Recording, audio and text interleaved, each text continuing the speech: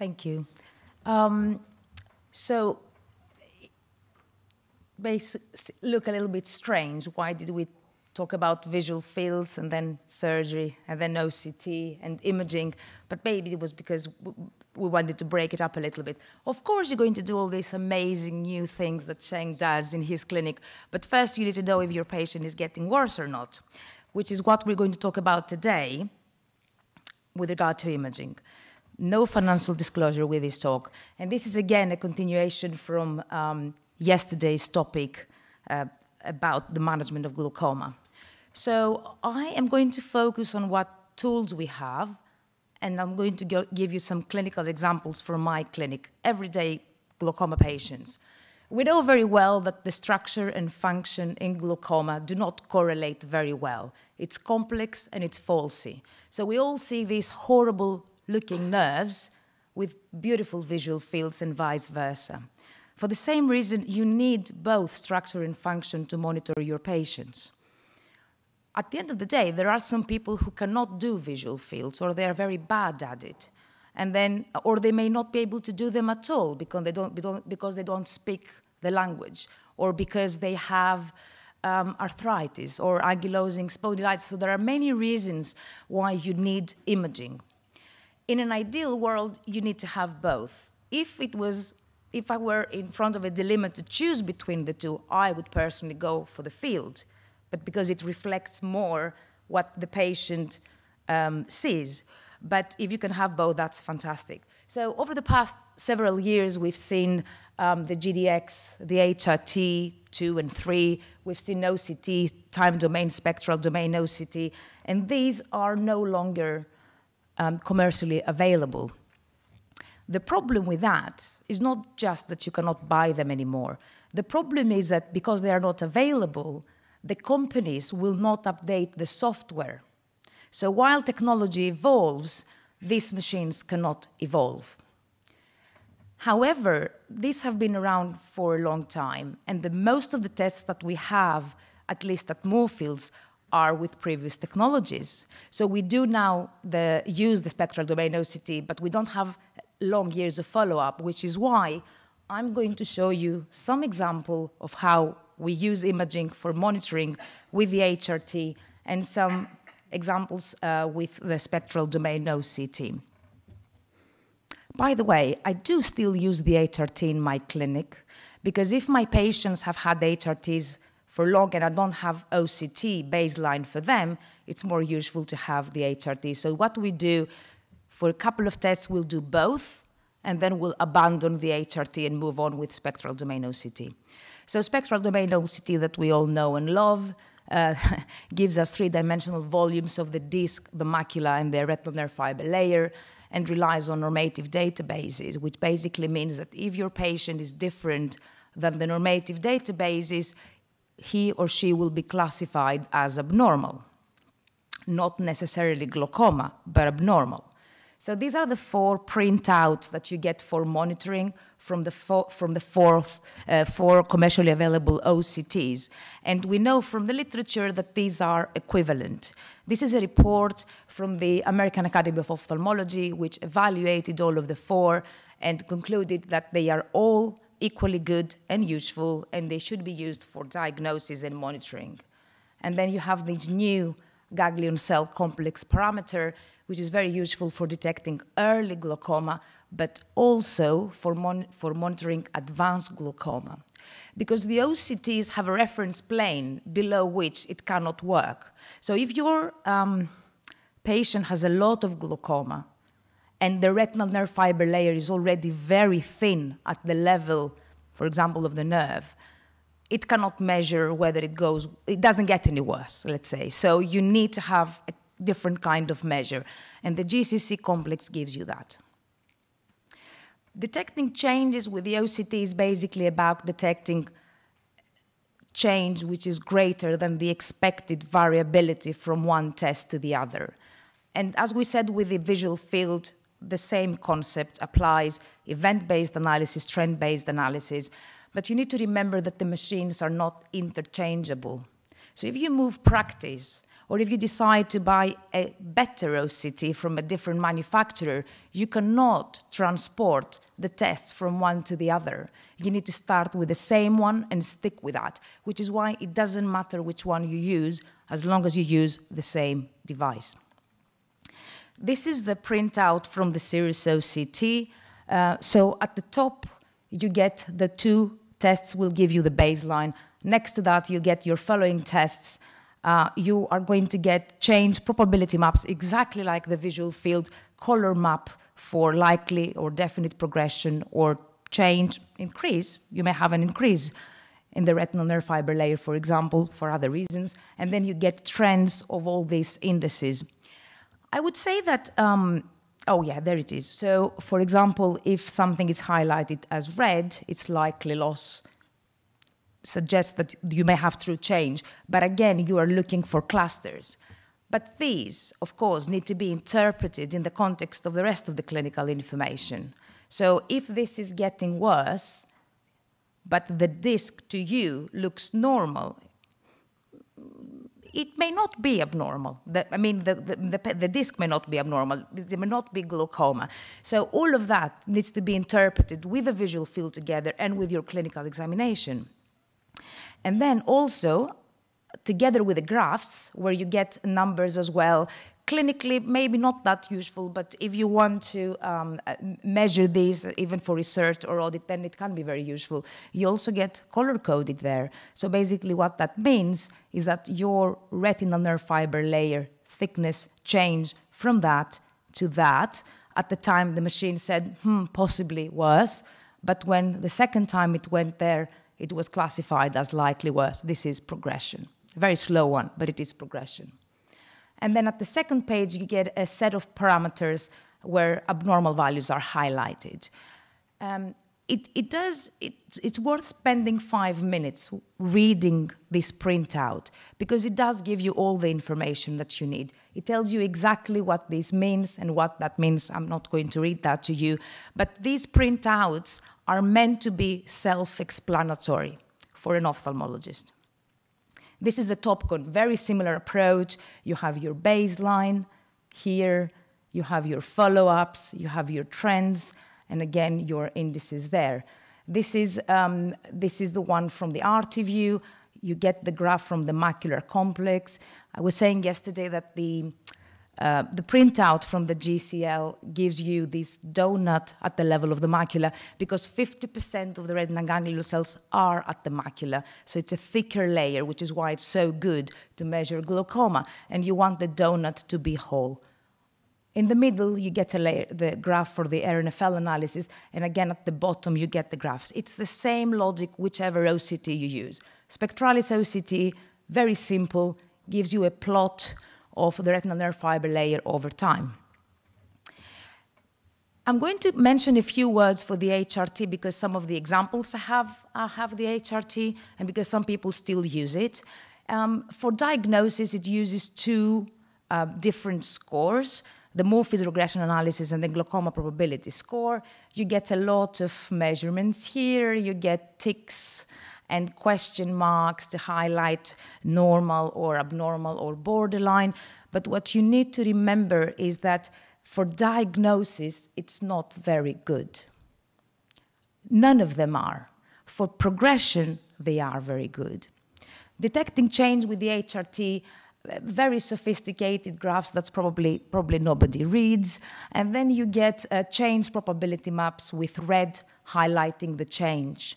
But the most useful analysis with the HRT, if you use it, is the topographic change analysis. And here is a very nice real example of a disc getting worse and how the rim is gradually getting thinner, which is why you get this red area. Counterintuitively, in the HRT, when the graphs are going up, the patient is getting worse. And you may get a lot of green color as well, but that's most of the time artifacts. This is an interesting example which shows you how HRT and all of these machines can detect change, but may not detect glaucoma necessarily. So this is a patient with a disc which is clearly getting worse. And this is very, very typical glaucoma getting worse. But if you look at the analysis algorithms for diagnosis, both the Morpheus regression analysis and the glaucoma probability score classify the disc as either normal or borderline. So what's happening there? Well, what's happening is that your classifier is not good enough, but it is good enough to detect change, which is why it is worth repeating the tests again and again. People sometimes think that it's the other way around, that I will do my imaging at baseline and then follow my patient with a visual field. Of course you need the visual field, but imaging is more useful for monitoring the patient, not for diagnosing the patient. Some clinical examples which I personally thought were interesting from my clinic. So a 63-year-old male with high pressure and suspicious discs referred to the clinic. No ocular history, but he has a family history of glaucoma. So the pressure is high. And this is the HRT, and this is the field. Now, the HRT here says it's borderline. This is our baseline. The HRT doesn't classify this disc as abnormal, but the visual field is very typical glaucomatous, and it was confirmed. So this is glaucoma. The left disc is normal, and the left visual field is normal. So obviously no comments, because I made all the comments. This is how the patient did over time, and this is a graph that Medisoft, which is an electronic patient record, generates. A few interesting things here. One of the interesting things is that nobody gave a prostaglandin analog to this patient. They gave brinzolamide and brimonidine, but nothing like latanoprost. But anyway, so the pressure is running in the teens in both eyes, and now the patient is in the right eye having 2 or 3 drops, in the left eye monotherapy. This is the pressure. And this is the HRT. This is the example that I used for the printout. This disc is clearly getting worse. What would you do? Anyone would do surgery? Add the prostaglandin. Great. Okay, let's talk about that for a moment. So the pressure is about 24. Oh, I'm sorry. By the way, he is taking prostaglandin now. Sorry, you are right. Yes, they are. So it's not an option. Would you add a beta blocker, maybe, for this patient, if you could? Very good question. So he is on bimatoprost, and that is probably dorzolamide, which was changed to brinzolamide. So I assume that they cannot have a beta blocker. That's why they didn't give that. The other eye is only on bimatoprost. So basically one can add an A2 agonist, like alphagon, right? Yeah. And if they can add, if you can add a beta blocker. Anyway, I think that this patient probably needs surgery, because this is a very capped disc, and this is how the visual field looked over time. But the bottom line is that in this case, even if you didn't have the visual field, you would know that this patient is getting worse. And there are cases where you do not have the visual field, and it is confirmed. So when we got the OCT in 2017, we monitored the disc with the OCT, and it was also confirmed with the OCT that this patient is going down fast. The bottom line, though, is that when you add a drop to somebody who's getting worse, you need to know what it is you're expecting to get from this drop. It's not about adding the drop, it's about how much reduction are you expecting to get from the drop. If your pressure is 20 and you expect a 20% reduction, it goes down to 16, which is the best case scenario. Are you happy with that? Most of the times we're not, because glaucomas getting worse like that need pressures in the low teens, below 14 or even less, which is why you need a trabeculectomy or one of the amazing procedures that Sheng does, assuming that they do better, which they don't. This is the other eye, which has not gotten worse, and there is no progression, and this is very nicely confirmed with the HRT. Here's the thing, though. Oh, right. Based on that, would you give something else? This patient is only getting I think Lumigan or something. Would you add something to this eye? And would anyone add anything to the treatment for this eye? 24.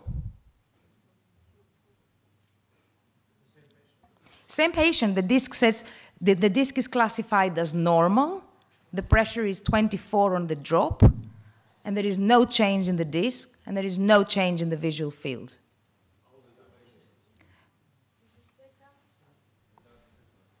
How old is the patient? The patient, I think, is, what did I say, 60... Sorry, I have to go back to check. 63. I didn't give you all the clinical information, and it's not fair. I was trying to make the point that if your pressure is good, if no matter what the pressure is, unless it's very high, and you have a long follow-up over time with the patient not getting worse, you don't have to do anything for this patient unless you have very good reason to worry about that patient, like a disc hemorrhage or a pressure which is extremely high.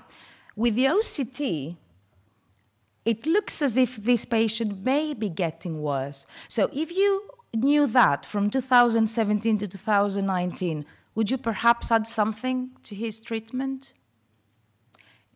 It's debatable, because if you already know that he's been stable on that pressure for 10 years, what makes you think that they are getting worse in 2 years? I would probably watch, maybe a little bit closer. But then again, it's something that you would have to discuss with the patient.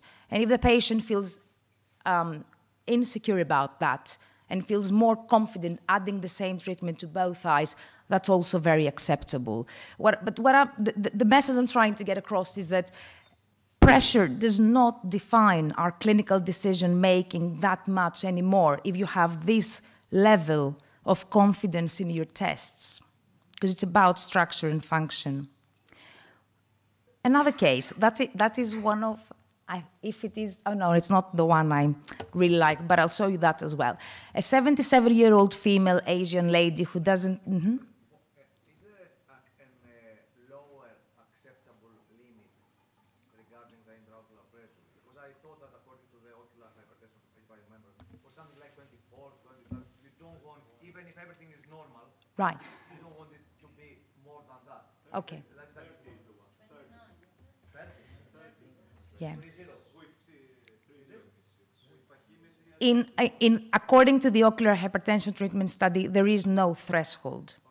But clinically speaking, you don't like a pressure being over 30, which is why, because then you're worried about other things, like CRVO, for example. So in this case, you treat the patient and you explain to them that it's not just the disc, it's other things as well. So there is no cutoff. Glaucoma is different, though. There is a cutoff for recommending treatment in a patient with ocular hypertension. But then again, one may say, but if the CCT is 650, maybe I wouldn't treat. So there is no yes and wrong. The recommendation is that if it's over 30, you need to explain that you're worried about the retina as well. And then they can decide, or you can decide. Below that, there is no threshold. But glaucoma is different, because glaucoma may start with pressure of 50. So if your pressure is 50, let's say, for example, a secondary glaucoma, the pressure starts with 50. You bring it down 50%, 25. And there are many young people like that, uveitis, steroid, they do fine. You don't need to be overly aggressive if nothing is changing. But of course, the less confident you are, the more you're going to rely on the pressure. The second case is a lady, 77-year-old Asian, who speaks very little English. She was referred because of a suspicious disc and high pressure in the left eye. The patient is asymptomatic. So the son says, my mother doesn't complain about anything, but the father had glaucoma. And this is the visual field. Would anyone like to comment on this field? Do you think it's consistent with the nerve?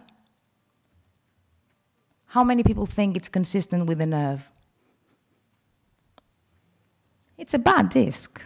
I mean, there is asymmetry, looks very cupped, looks a little bit pale as well. I didn't tell you what the vision was, of course. The vision was very good, though. The vision was 6/6, which doesn't make sense. It doesn't really make sense, all of that, especially in a lady who doesn't speak English and has the test at Moorfields. So, and is asymptomatic, right? So we're doing the test again. And we've cured this mysterious glaucoma. The disc is abnormal, of course. It's not a normal disc, but the glaucoma is not that bad. Important to make sure you have a proper baseline. So if something doesn't make sense, you have to go back and examine again. And again, the retinal nerve fiber layer from the OCT is abnormal in the left eye, which is consistent with what we're saying, because this nerve has thinning here, and thinning here, and thinning here. It doesn't look very pale to me, but I'm suspecting that it's probably because she has a cataract or something in that eye. And this is her OCT, the few tests that she had over time, and it is stable with the treatment that she's using at the moment. So this is an example of, this is an example of the Zeiss OCT, where you get your baseline to follow-up visits, change probability map, nothing highlighted here, and the graphs are horizontal. You don't have a lot of graphs, but we do have 4. Every test, every point represents a test. So this is a lady doing well. And actually what happened was she fell asleep when she had the second eye done. A third case of, I think this is the one I really like, 59-year-old female referred for suspicious nerves and normal discs and normal IOP, no ocular history, no systemic diseases, no nothing. So I saw the patient many years after she was referred, but these were the baseline tests. So the baseline test is abnormal in the left eye and suspicious in the right eye, according to the glaucoma probability maps. And then 2 visual fields which are sort of very strange. I mean, they don't really look glaucomatous. There is a missing part here. The grayscales can be very unreliable, but they give you an overview of what's happening.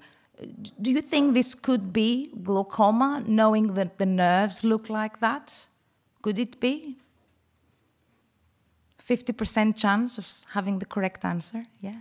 Could it? Yeah, maybe? Okay.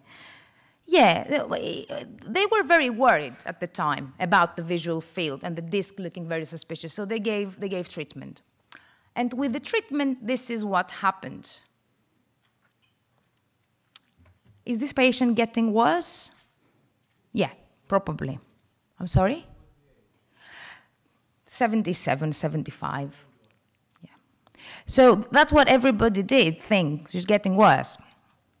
And then she wasn't getting worse. So that's very strange, because this looks a lot better than this. This looks even better than this. But then she got worse again. And then they thought, okay, maybe there's something at the macula, because it's abnormal. But there was nothing at the macula, because we scanned the whole thing. We asked for MR advice. And of course, it's very easy for me, standing here in retrospect, to tell you that this patient is fine or is not fine. But at the time, you don't know what's happening. And then this is the last visual field test that she had in 2019. So this is an example where imaging is really useful, because this patient is not very good at doing fields. And this is her imaging. So this disc is not really getting that worse. There is an area here highlighted as worse, so there may be a little bit of progression. Her graph is relatively flat with a small change there. I would not call this HRT, though. I wouldn't really be concerned about this OCT. And this lady did not undergo surgery. She stayed on treatment. And this was her OCT. So the field was consistent with the OCT and she does have a superior NFL defect. But she was stable, and that was also confirmed with the fields at the time. I'm sorry, I'm trying to find her. Yeah, excuse me, can I go back?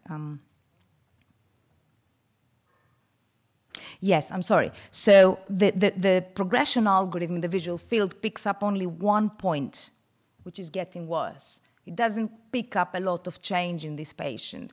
There is nothing to suggest that this patient is getting really worse. And one of the things we're asking is not just whether there is any change. Okay, maybe there is a very small change.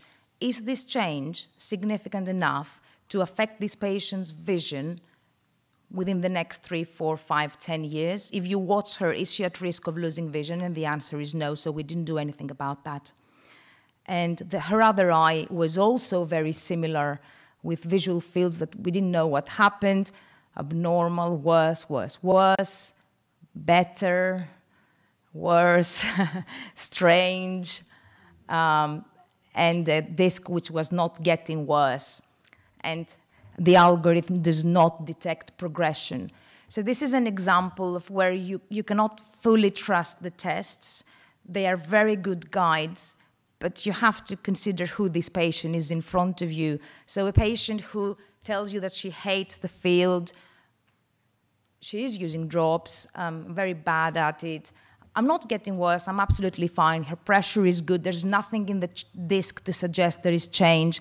Is not getting probably worse. And the OCT is also flat, this patient has not progressed.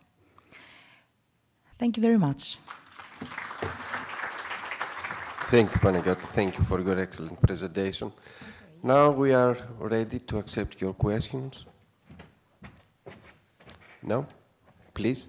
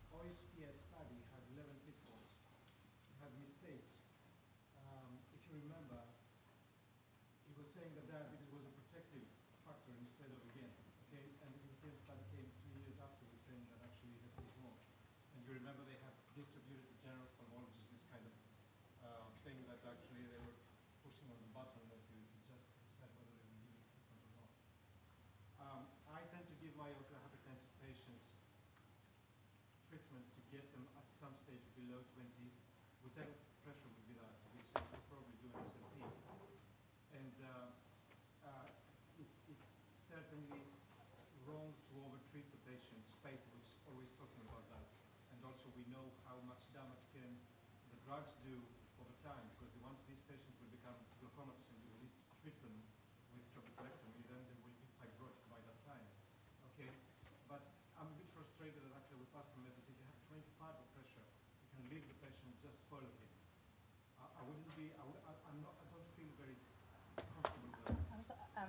I'm sorry if I may clarify, because if there is some confusion, I'm the one who created, obviously. But are you referring to ocular hypertension now, or are you referring to glaucoma? Okay, right. So I would like to clarify. What I said is that the ocular hypertension treatment study, which obviously is a study, so it does have flaws, did not really set a threshold for anything. Yeah? Okay. So it created a predictive model in combination with the European Glaucoma Prevention Study, where it calculates a risk. And depending on that risk over 5 years, you discuss with your patient whether they should be treated or not. But for the same reason, regardless of the level of the pressure, unless the pressure, of course, is 45, you may have a patient whose clinical profile does not suggest that they do not need treatment if the pressure is 25 or 26 or even 27. Because if it is a younger patient with very thick corneas, with optic nerves which look absolutely normal, and who there's nothing else, yeah, they can be monitored for a number of years without treatment. Things are very different in glaucoma, though, because if the patient has glaucoma, pressures above 20 or 24 are going to be bad for the patient. So the bottom line from my point of view, based on what we know from the literature, is that it makes sense to treat someone with a pressure over the 30 no matter what the clinical profile, unless the patient is really resistant to treatment, and then you may watch them. But, and that is not based on the literature, the 30, it's what we feel safe about.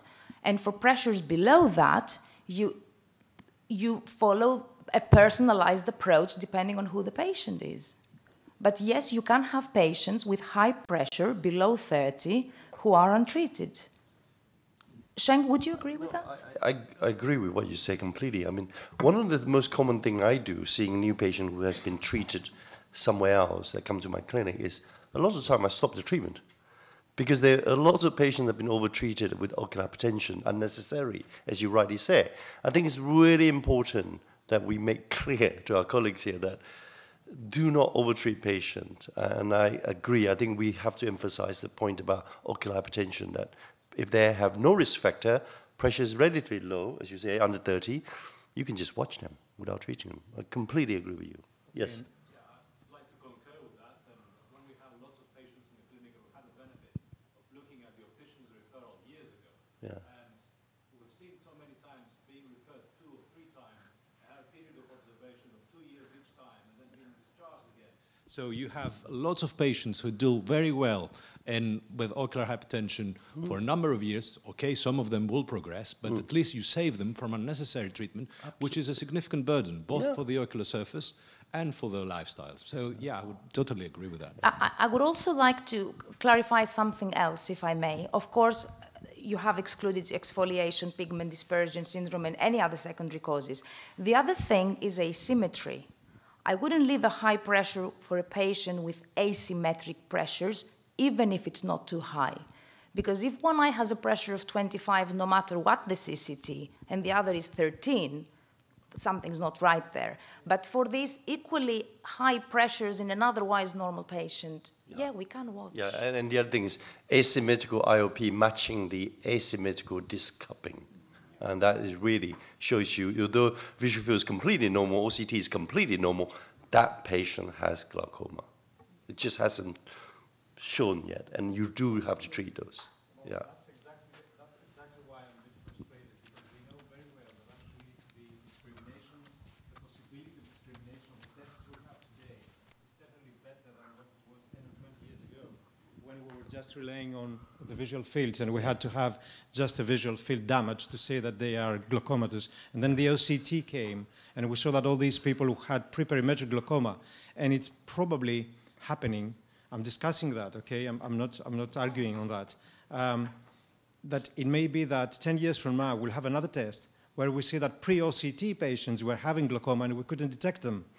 And so shouldn't we be a bit safer by saying, let's bring the pressure down to those who have started having genetically high pressure, because these OHTs will end up one day to be glaucoma. I'm sorry, but are you suggesting that we should be, I'm sorry, I'm a little bit confused, but are you suggesting that we should be treating everybody with a pressure above 21 or 22? Is that what? No, I think he's saying OCT abnormality. No, is that right?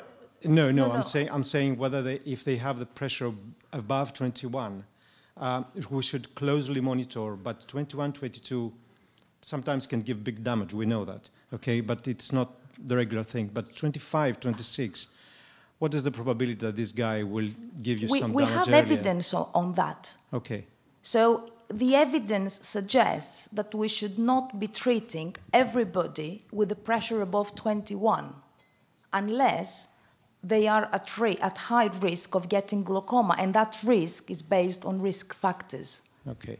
Excellent. But I think you do, there's another lady that asked a question there. I just want to add on one thing that you said earlier. I think there is a problem that a lot of practicing ophthalmologists do use OCT alone as a guide whether to treat or not to patients. And I'm quite wary of that. I think OCT abnormality can show up in high myopic patients and also the patient tilted disc.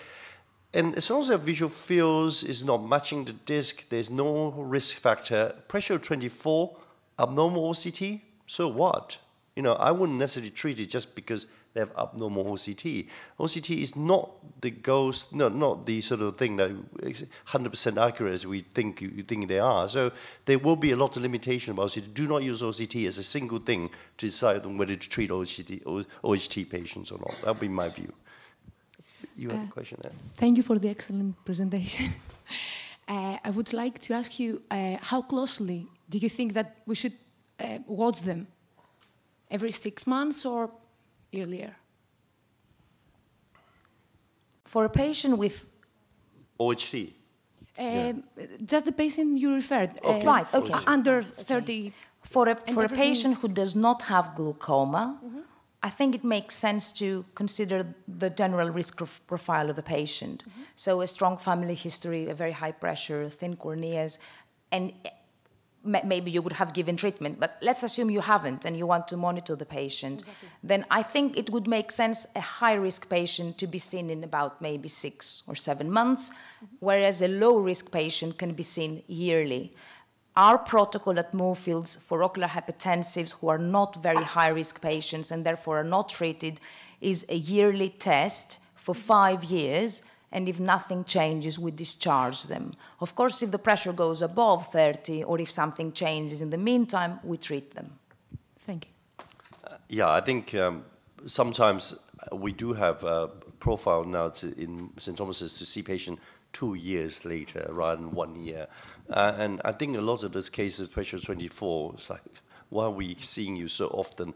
And particularly, and also you have to think about what tests you want to perform each visit as well. In those patients who have completely normal visual fields, pressure is maintained 24. I mean, do you want to waste visual fields resources on those eyes, or do you just want to reserve the time for more advanced glaucoma patients who are, advanced and progressing? So think about the resources. Do they need? It's debatable whether they need visual fields every year as well, if they are, if the rest of the eyes are pretty much stable. Yes. Sorry, no. That's all right. No. I wanted to say that clinical practice changes and many practices changes, and there is even discussion about the fact that we are now more prepared to accept progression in patients with glaucoma if we think that this progression is not going to impact their vision-related quality of life. So not only are we not treating everybody with ocular hypertension, but we are, in some cases, we are even allowed to be less aggressive with our glaucoma patients because people are now living a lot, they live long.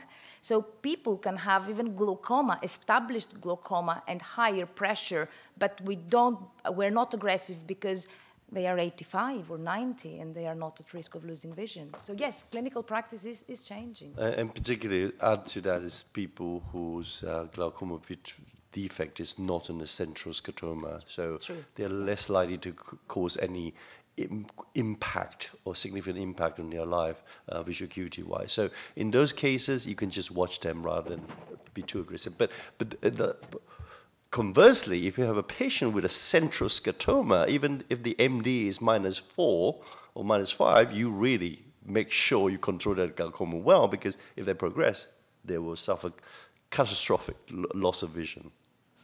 Okay. Yeah, 2 questions. As retina specialist, I see a lot of highly myopic patients, and some of them, they do have glaucoma. We do know that the reliability of the imaging, especially OCT, but visual field as well, is quite low. Is it a waste of time of monitoring them with OCT, or you need to, and if there is a baseline which is abnormal, but you can't quite determine whether it is glaucoma or it is the degenerative changes, can you use this as your baseline and then monitor the progression, or what's your practice? Okay, so for the myopic patients, first of all, we know very well, especially from the Japanese studies, that there's a large group of patients with myopic discs which look very glaucomatous, and they're not. And they have been monitored for many years and they don't change. So not every myopic disc is glaucoma. But the paradox here is that myopia itself is a risk factor for glaucoma, so you are more likely to have it. In these cases, I can think of 2 possibilities. The nerves which were so dysplastic, with so big PPAs, that the RNFL fiber layer around the nerve is not really useful, because there is no retinal nerve fiber layer there. In these cases, the ganglion cell layer complex is very useful, especially for these cases, because that's not affected by the dysplastic changes in the nerve. But there is a group of patients where the tilt is the disc is very tilted and very difficult to assess, but the retinal nerve fiber layer is intact. And in those cases, I personally find it very useful to do the RNFL OCT and monitor them with that. But for these patients, I also do the visual field as well. So for these patients, I would like visual field, retinal nerve fiber layer, OCT, if they don't have this huge dysplastic like staphylomas, and if they do, I will rely on the macular changes. But even these patients can have, non-glaucoma patients can have some defects which do not change over time, and that needs to be taken into consideration. But I must admit, I have a low threshold for treating. Yeah, I think that's important. If you have high myo pressure 24, it's very difficult to assess the disc, whether it's normal or abnormal. So I tend to view on the slightly aggressive side, but discuss that with the patient, saying that we're not 100% sure, but being higher risk of glaucoma because you're high myope, if it was me, I'd probably have treatment. And I think it would be a reasonable thing to share your, sort of lack of knowledge in the area with the patient and leave patient to choose whether they want to be treated or not. I think it's completely up to them. But monitoring them with visual fields and OCT, likewise, I completely agree with the panelists say that if you have a PPA that's encroaching where the scan ring is, there's no point in doing that. That's going to give you a false sort of data for information for monitoring the progression. Yeah.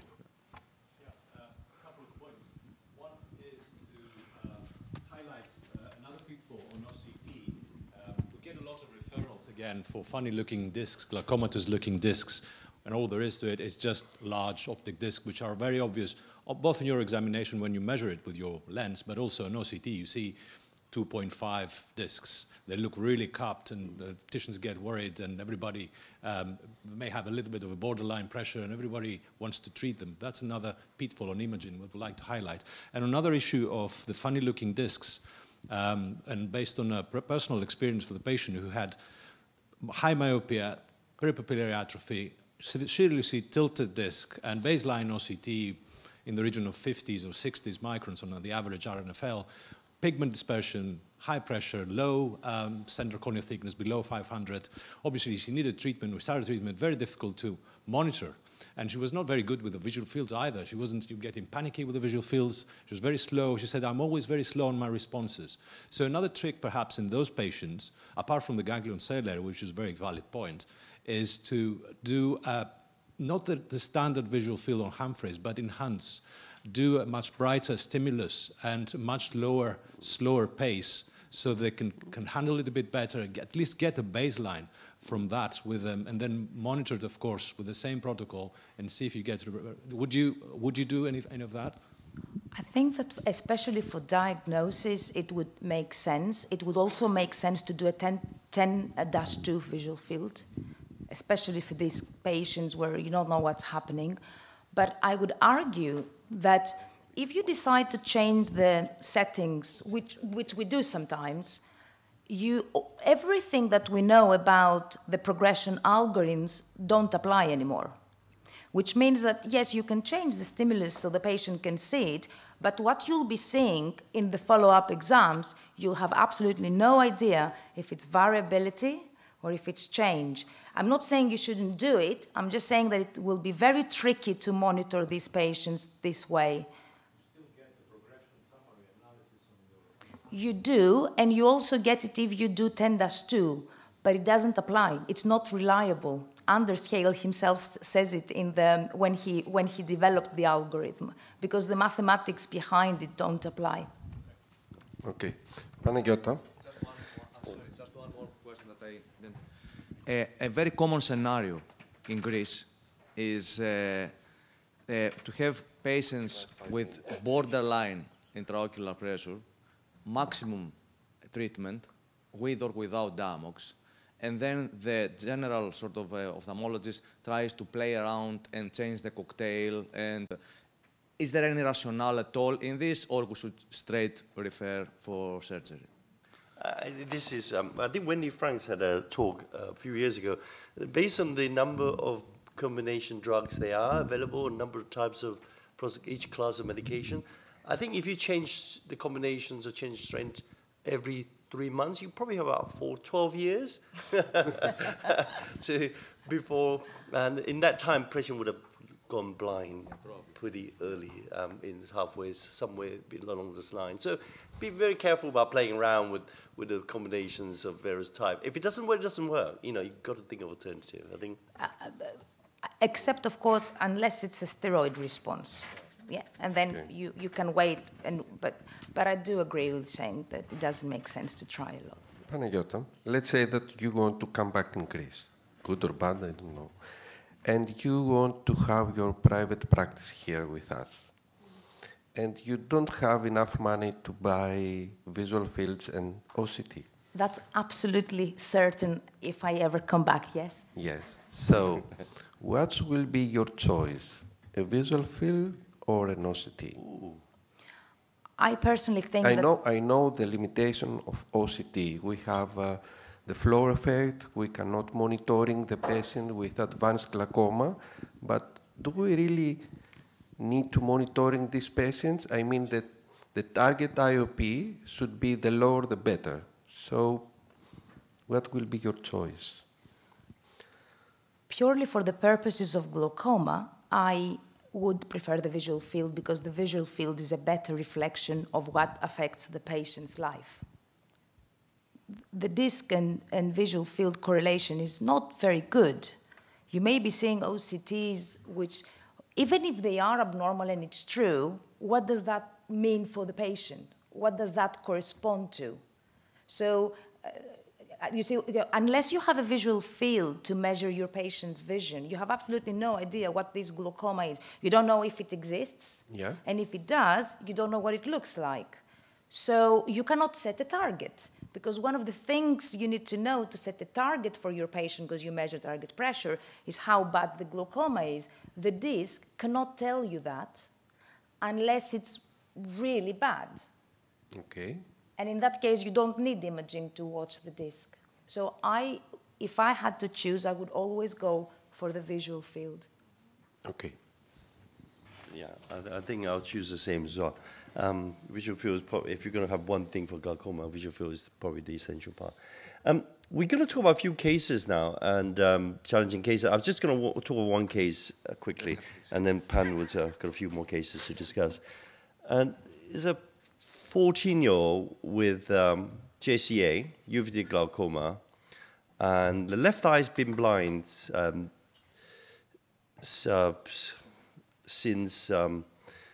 she was 16. And then they had a left barbell tube implant. I think it's right eye blind, she was 16. Left barbell tube implant, 250 at 2014. Since then, since the barbell tube, she has consistent left hypotony. Hypotenuse maculopathy.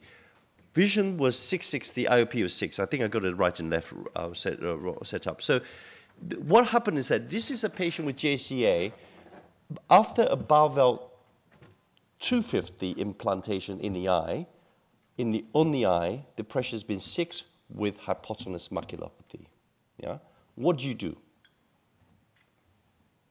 Any suggestion? So pressure is controlled, but it's too low. Barbell tube, what would you do? Any comment, any suggestion? What might I do?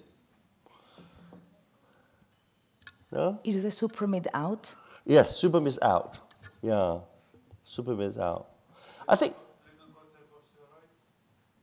a course of steroid, yeah, that's a possibility. In fact, no, she's been taking steroid for a long time because of JCA, so they didn't think. And there are other medications that's supposed to increase the aqueous production, but they're really not, they're not very useful at all. They don't really improve significant amount of aqueous production. So I simply went back, decided to tie the tube. I mean, that's just tied it. You can see how soft the eye is. And so I tied the tube, and this is actually a separate case of a patient with supramid. I tied with 9-0-Prolin and to do that. So what happened is after I tied the Prolin, pressure went up to 26. So what the hell do you do then? Pressure back and drops. May I ask, why not put a supramid back in? Oh, sorry. This one actually, well, supramid back in is difficult because you have to think that with a super mid, you have to do it up internal for a start. Then you have to say, does it guarantee you a limited floor? There's no guarantee, either a complete occlusion or partial occlusion. So in this case, sometimes I tie the Prolin suture, but I titrate it. I tie once, I check the pressure. This is what I did. Prolin, I then check it with the eye care once, and I want to try to see whether I can get the pressure to the level I wanted at 12 or 16. And unfortunately, despite my best effort, the pressure went up again to 26 after surgery and back on Diamox. So what would you do then? Any suggestion what would you do? Would you do any slits as the tube further up? Yeah, the problem is you're going to have to open up the peritomy. And again, I published on the things show with sleep many years ago. It's very unpredictable. Sometimes it flows, sometimes it doesn't flow at all. So you kind of left with this dilemma. So what do you do? Any other suggestion? Again, I don't think steroid in this case will increase the aqueous production too much. There is a bit of aqueous production. So what I did was I tied the valve. I didn't touch the valve at all. I put an armored valve in. Make sense? Now, the reason why I do that is because armored valve does have a valve, and it does control the pressure at a set IOP level. But you do have to make sure that it worked, okay? If it worked, I test all my armored valve before I implant it in the eye. And I don't want to show you the video here, but you test it, make sure they open and close the set pressure, then you implant it. The reason why armored valve worked in this case, and she ended up doing really well now, because she had armored valve instead of bowel valve, because armored valve is maintaining pressure about 10, her hypotenuse maculopathy is gone, and she's doing really quite well. So what I'm trying to say is that in this kind of juvenile chronic arthritis, severe inflammation, they genuinely have a very low aqueous production in these cases. So even a bowel valve 250, the plate is too big for them. Maybe one could consider a Molteno 150, it's about 144. That may be reasonable, but I don't have Molteno, so I decided to use armored. And armored when it works, it can maintain a minimal pressure. In this case, it works quite well. So always think about that as a possibility of armored valve in those cases with severe uveitis, okay? Can I suggest an alternative? Yeah. What about putting the supremid ab interno, Yeah. tying off the tube at the front with more than one ninoprolin, Yeah. and then do suture lysis at the slit lamp if the pressure goes up? So you have a restrictor all the time, so the pressure doesn't crash, and then you can control the pressure by lasering the sutures. You are absolutely, occasionally work. What I was trying to do is not to having to go back too often. The problem with this kind of supermid, as I say, is unpredictability about it. You can put a supermid 8 millimeter, 10 millimeter, you have no idea whether you're going to get a pressure of 40 or 4. And usually it's no flow at all. Usually it's quite high pressure if you have a high with a supermid in there. So it's the unpredictability of it all. So I was trying to be, trying to titrate it with a Prolin suture tie, but it didn't work. So this is the armored valve that I put in on the separate side, and it does work quite well.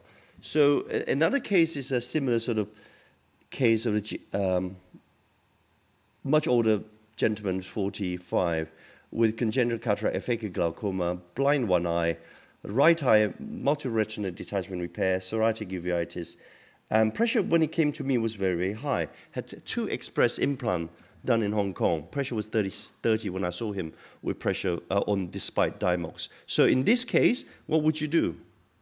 So this is a case with, you can see how scarred the conjunctiva is.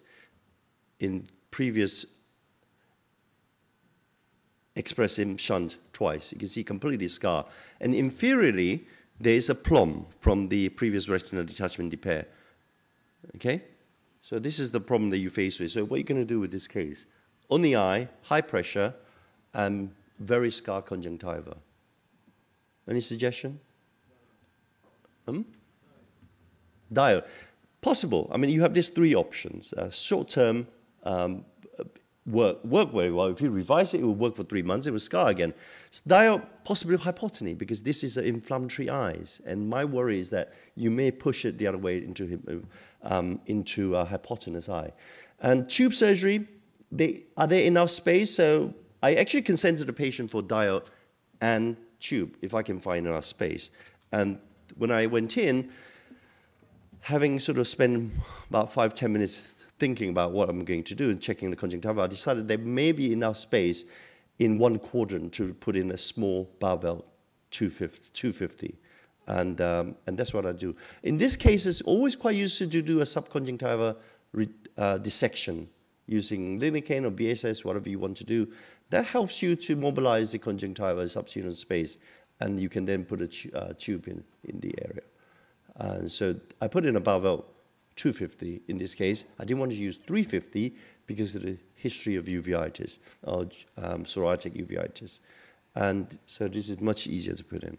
And again, he's done very well since then from a pressure point of view. The pressure has been well controlled ever since I removed the supermid suture.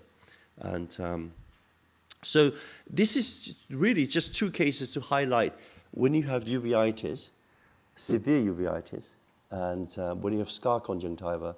Think about those, think of them as a possible low aqueous production. So if you want to do a tube surgery, think about armored valve. It can be quite useful.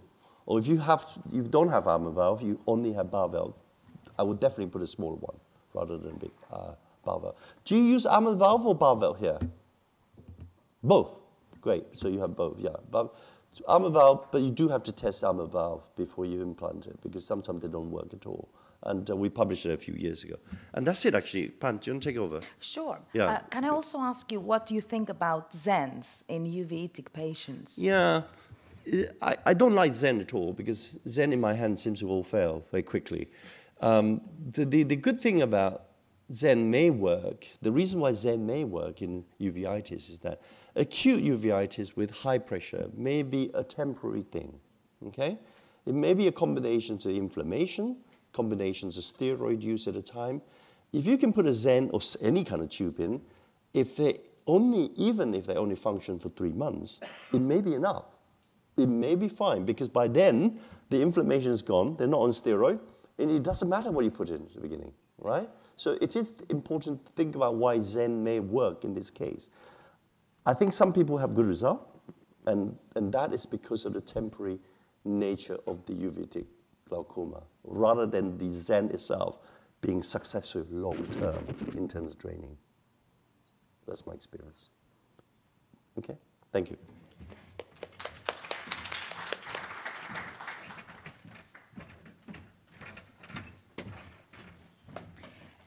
Yeah, I have 2 more cases that I would like to discuss with you. I'm not sure if they're exciting enough after the revisions that Schenk showed, but these are again in the field of monitoring the patient. So a 67-year-old female African lady who is labeled as primary open angle glaucoma suspect. When I saw her, that was the diagnosis. Her maximum untreated pressures were 28 in the right eye and 22 in the left eye, and she has a good pressure on latanoprost. But she had a branch retinal vein occlusion in 1998, and she had laser for that. Her mother and grandmother had blindness from glaucoma. So this is a very high-risk patient. This is the nerve. So these are the discs. First of all, anyone would like to comment on the discs? I mean, you cannot see them very well, but any comments on the discs? Excuse me? There is yes, it's true, there is some asymmetry. The right eye has, they seem to be equal in size. The right eye seems to have a larger cup than the left. But isn't rule is obeyed here. The inferior rim is thicker than the superior rim, than the nasal and the temporal. So at least just by looking at the nerve, it doesn't look to me like a glaucomatous nerve, just by looking at it. Of course, it's a 2-dimensional image, but still. The left eye probably seems to be okay. So the label of POAG suspect probably makes sense here. And now this is her RNFL OCT. And as you can see, there is an area here highlighted as abnormal. Would you say that this is very suggestive of glaucoma? Could be the BRVO.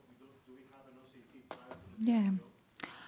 No, we don't, because she already had that. That's what I thought as well. So I thought that's not a true RNFL defect, because that's where she has the laser. So obviously the retinal nerve fiber layer is defective, but it's not glaucoma. And that's one of the things we always need to remember, because we need to check the rest of the retina. Okay.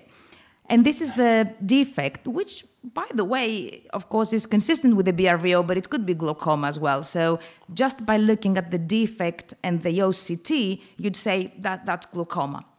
Fine. Okay. So we all agree on that. And the left eye seems to be all right. And this is the visual field over time that she had. So we've been monitoring for a long time.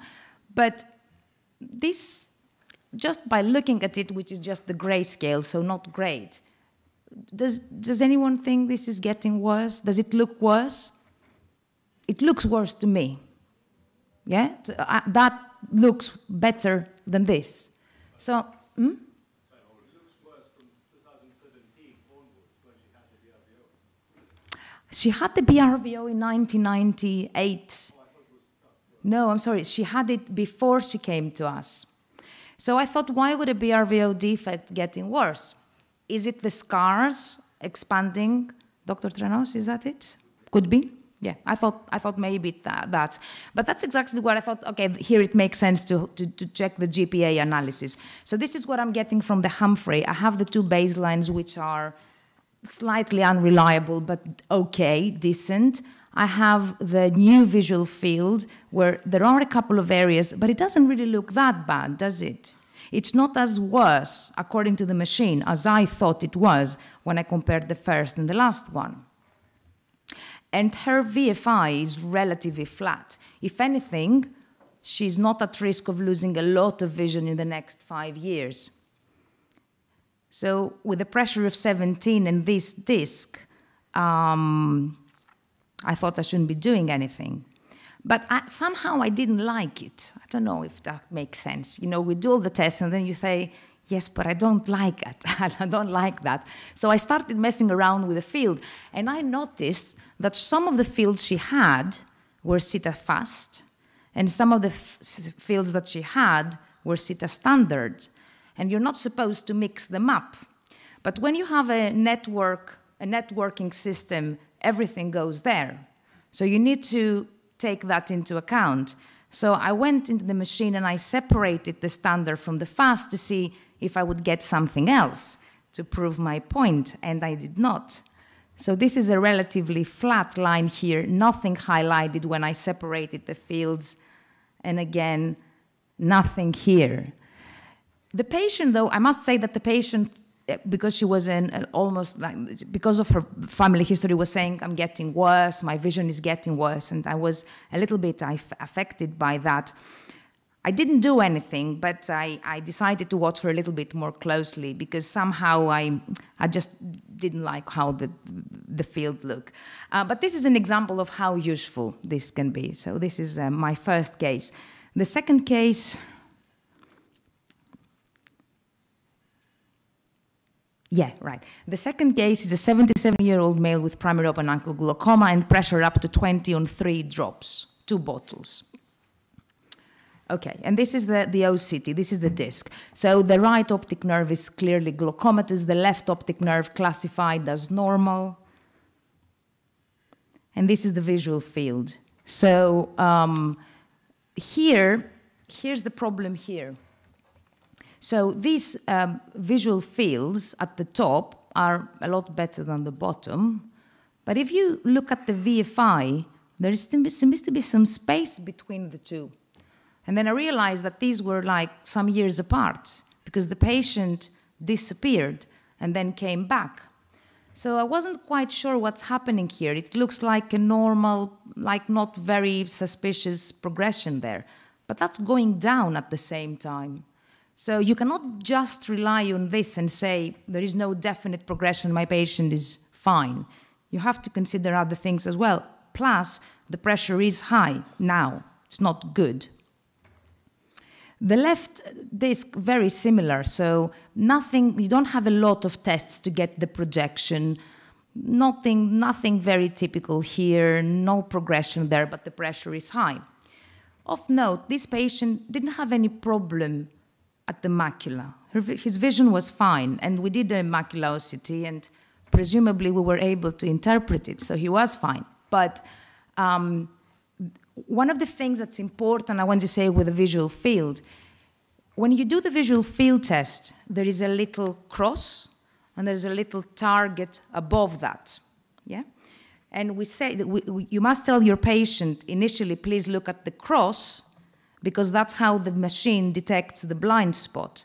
And then the patient is supposed to lift the gaze at the spot to do the field. If they don't, you're not going to get this clear-cut visual field defect because your middle line will be here. So basically, that could be a visual field test not done properly because the machine is not fixating, because the patient is not fixating at the same, at the right spot. And having spoken to this patient, I can imagine why he said, eventually I did a trubby for him, and he said, where am I going to put the chloramphenicol? I said, please keep it in the fridge. And he said, I don't have a fridge. So anyway, okay. So no big change here, but I realized that there were a lot of tests because we had different machines in the room that were not connected with the Zeiss platform. And when I put all the tests together, this was the real visual field there. And similarly, in the left eye, this was the real progression. And obviously, he needed operation in both eyes because he was already, and he had it, and he's doing very well. But the learning point from that for me was that if you don't have all the visual fields together, especially if you're working in a hospital, make sure that all of the machines are connected to your database. And if you are using different algorithms to detect progression, keep in mind that different algorithms may give you different results depending on what you put into these algorithms. Because this is software. It will produce the outcomes depending on what data you feed to the software. So from now on, I'm checking both Medisoft and the Humphrey visual field. Thank you very much.